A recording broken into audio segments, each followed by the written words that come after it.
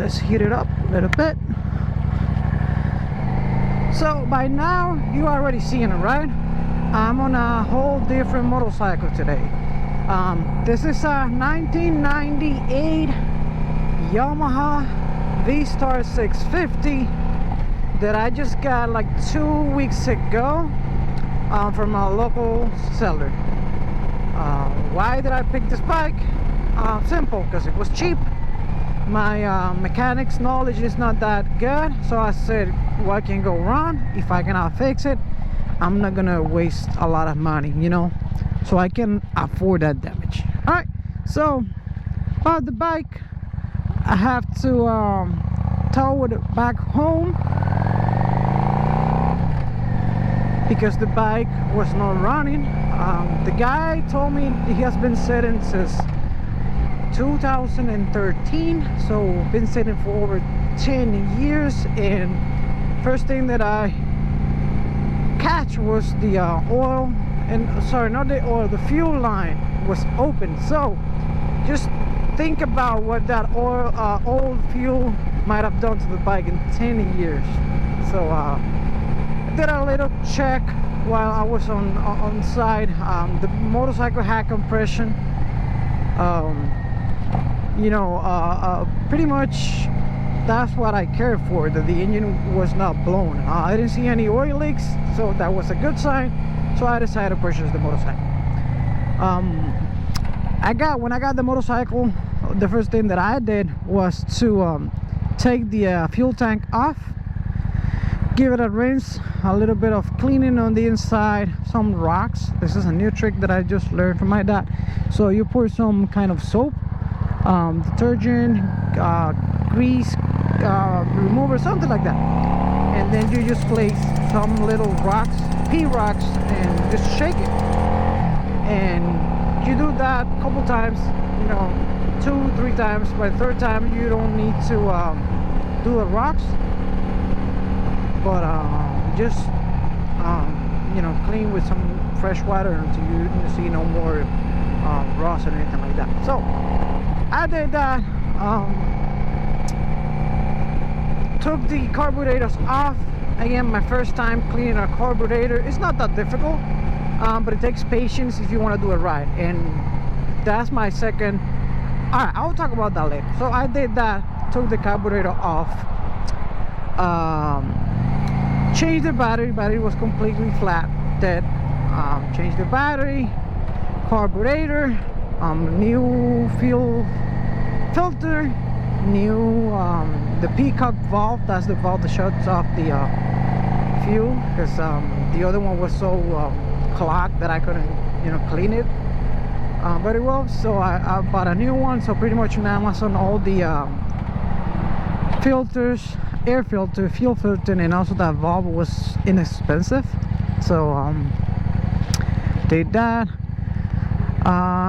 What else I did? I changed the spark plugs again, changed the oil filter. So no, pretty much the general maintenance, right? And the bike started right up. A little bit weird, and this is what happened to me. So the battery was not charging. So I tried so many times, while I was doing the process of getting the bike to run, and I was only getting like 5 minutes out of the battery. After that, the bike completely died and battery was flat, brand new battery. I said, what is going on? Check my stator. It was not perfect, but it was working. It didn't have any brakes on the coils, anything like that. But I said, you know what, again, this is an inexpensive piece, I might just as well swap it. So I swapped the stator, the pickup coil, and for my surprise, the motorcycle was still doing the same thing. And I said, all right, so this is something different. It's got to be a shortage on one of the lines or one of the wires. I don't know, something is draining my battery. So I did a parasitic draw testing. Everything was fine. The last thing that I checked was the ignition coils. Again, those were working, but a little bit on the end of the specs, right? So I said, let's swap it out. I did that. Changed also the what's this called, the rectifier slash well, the other thing, so the little box that goes on and pretty much change your stator voltage from AC to DC, so the battery can store it. Did that, bike was still doing the same, so I got frustrated. You know, I already spent a week working on the bike and I couldn't get it to work properly, so I rest for about 2 or 3 days and went again to do the same thing. So took the carburetors off, and this time I found out on the internet there was a little plug, a little valve on the fuel lines that they get clogged. So pretty much took down the carburetor again and went a little bit further and, you know, change, clean everything, change all the gaskets, did everything. And let me tell you, that solved the issue. As soon as I did that and I turned the engine on, the motorcycle was loud. The idle was so high. So I pretty much took that down. I adjust the idle just by the ear. I don't have a tachometer or something like that, so pretty much it's working fine right now. So and this is the thing that why the battery, everybody will say, why the battery, you know, what the battery has to do with the carburetor. Simple, the bike was not running right and it was not enough, stator was not spinning enough, or at least not consistent, where the look at that bike, and it was not consistent. And because my bike was not running on the streets, pretty much you need 4,000 RPMs to make about 14 volts to charge a battery. 12 the system uses those extra tubes just to keep the battery charged. Because I wasn't able to run the motorcycle for that long, the battery was not charging. That's simple. You need the engine to run, to spin, everything inside the battery to be charged. And that being said, let me see if I can stop right here somewhere. Still, I'm not too comfortable on the bike yet. I'm not gonna push its limits because I don't know the bike. Oh, also I replaced the forks seals.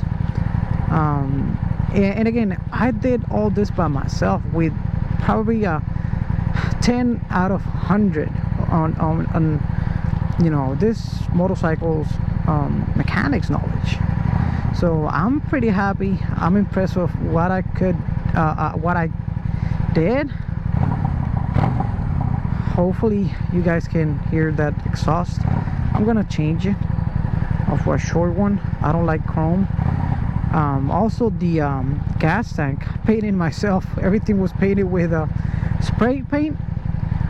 This is matte black. Only 2 coats because I run out of paint. So pretty much when I have my pipe, when I have everything ready, I'll go more in detail. Look at the exhaust. I also changed the mirrors, changed the levers on the clutch and brake with the master cylinder.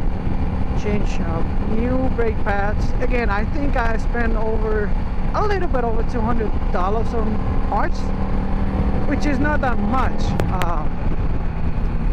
And I really enjoyed that time doing that. I'm doing 60 miles right now. Look at this guy. And my old brakes are not that good.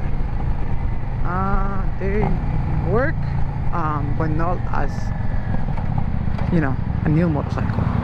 It's just the way they are. Rear brakes drum, and I don't trust them that much. Let me see if I can stop somewhere. So show you guys the bike from the outside, how it looks like. Let me see. Body coming here? Nope.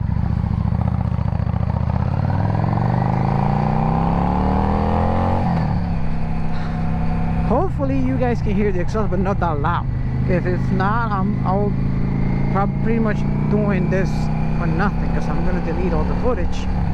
So if you guys are seeing this, means that I was okay with the audio. Alright, so I don't know where am I right now. This is a storage place, I don't know. Storage King USA, yes. So dismount the bike.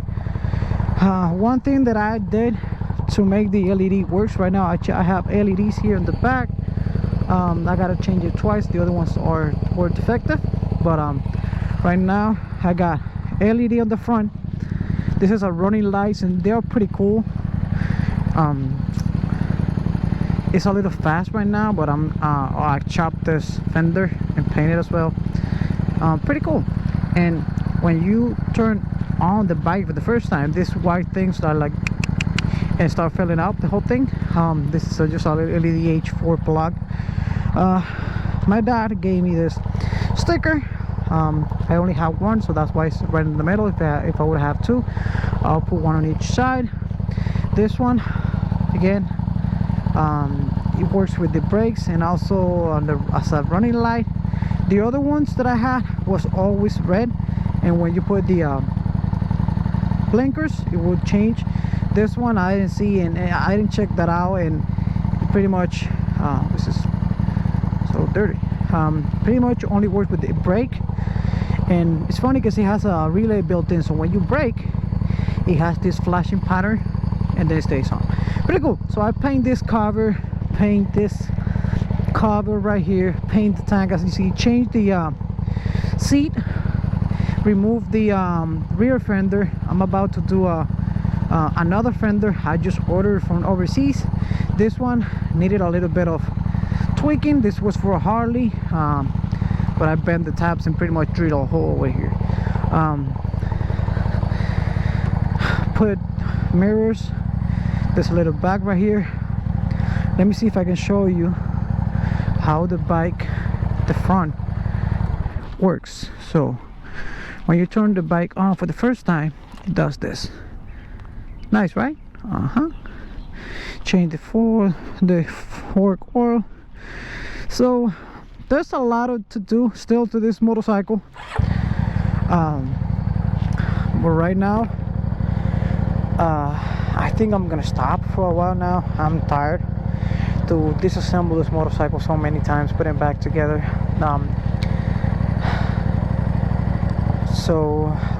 What I did for the LEDs to work, because this bike, it has a diode kind of thing here built in. It's just one single indicator when you do the LED, and that pretty much what I learned is so if you put the right side, this will steal pretty much the voltage from the left side, and it will blink because LED don't consume that much. All my two sides were going at the same time, and this was off. So I took this off. I bought like a package of 500 3 amps diode, soldered together, do a little connection underneath this, and now it's working. Quick little rep, nice. And all right, friend, that's it, pretty much everything that I got for today. So I think I talked a lot already on this video. So if you guys have any questions, any concerns, want to know more about what I did, the parts, maybe you have a motorcycle like this similar, or you're planning to get like a project bike, inexpensive, that you can wrench on without any without being afraid of breaking anything, just put it in the comments. Just remember to be subscribed, hit that like button if you haven't done that already, and I'll see you guys on the next video.